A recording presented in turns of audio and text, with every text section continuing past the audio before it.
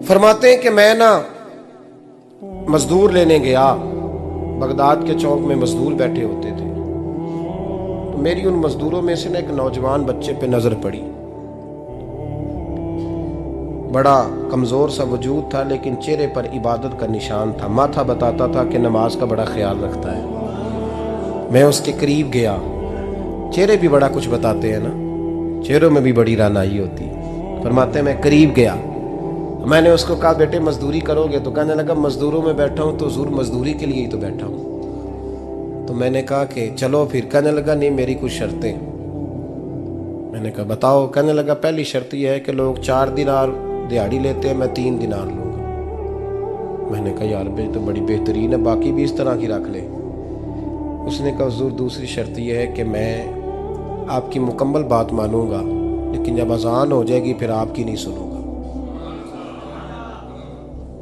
तीसरी बात उसने ये की कि हुजूर मैं आपके घर में काम करूंगा, पर आपके किसी सवाल का जवाब नहीं दूंगा।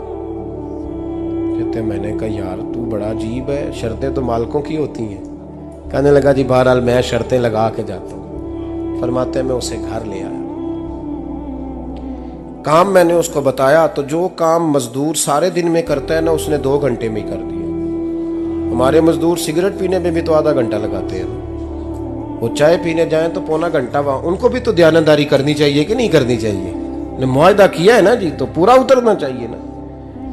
कहते 2 घंटे में। अब काम जब बंदा शुरू कराता है तो काम और निकल आता है। कहते काम मैंने उसको और बता दिया, वो करने लगा। उसने मिट्टी निकाल के रखी थी बाहर रास्ते में, तो अजान हो गई जोर की।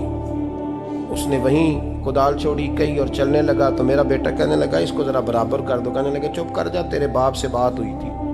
जब अजान होती है तो मैं किसी और की नहीं सुनता, सिर्फ अल्लाह रसूल की सुनता हूँ। कहते मस्जिद चला गया, नमाज पढ़ के आया तो दोपहर का वक्त था। मेरी बीबी कहने लगी इसको को खाना खा ले। कहते हमने कहा खाना खा लो। तो कहने लगा मैंने रोज़ा रखा, रमज़ान भी नहीं था, नफली रोज़ा रखा हुआ।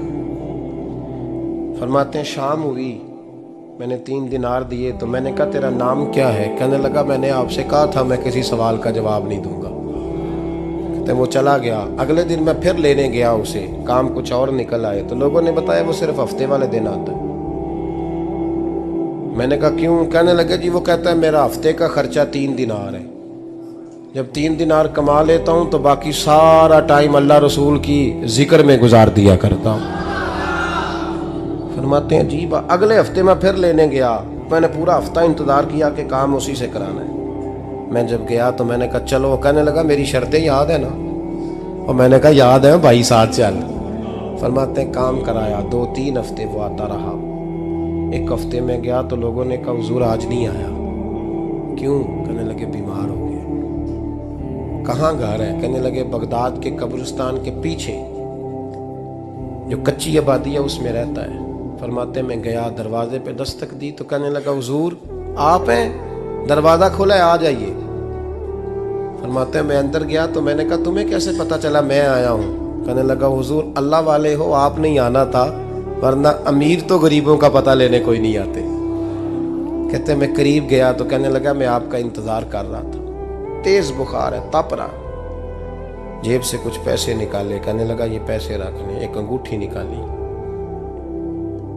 कहने लगा हुजूर आज रात को मेरा इंतकाल हो जाएगा, इन पैसों का कफन खरीद के सुबह जनाजा पढ़ के मुझे दफन कर देना, और जब दफन करो तो ये अंगूठी लेके असर के बाद हारून रशीद के पास जाना।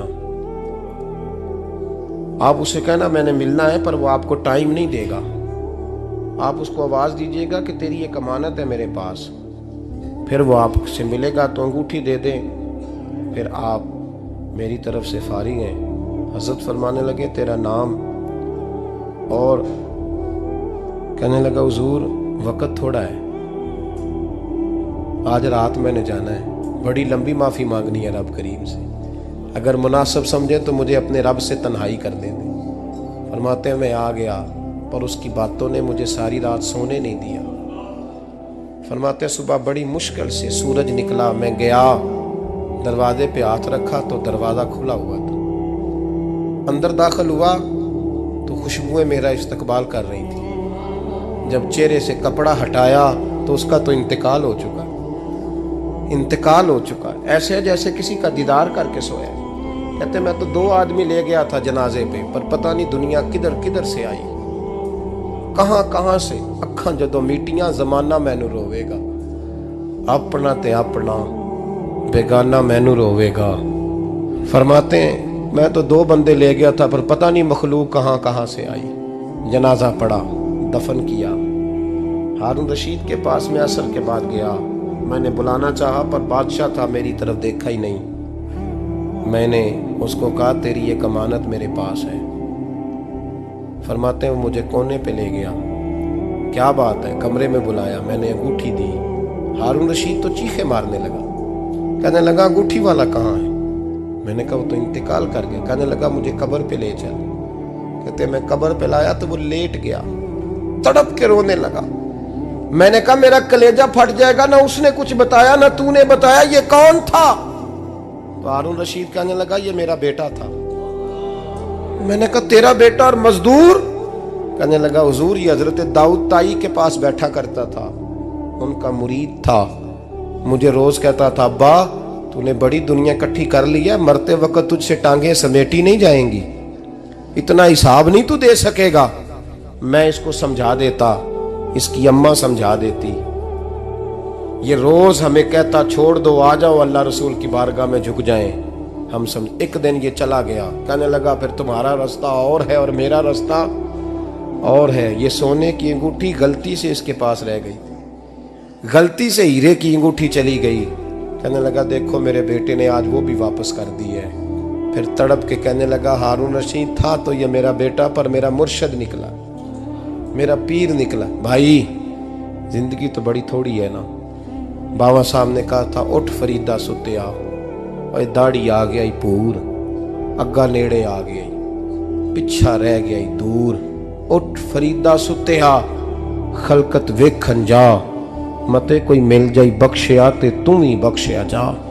उठ फरीदा सुते आ, झाड़ू दे मसीत, तू सुते रब जागदा, तेरी डाडे नाल परीत।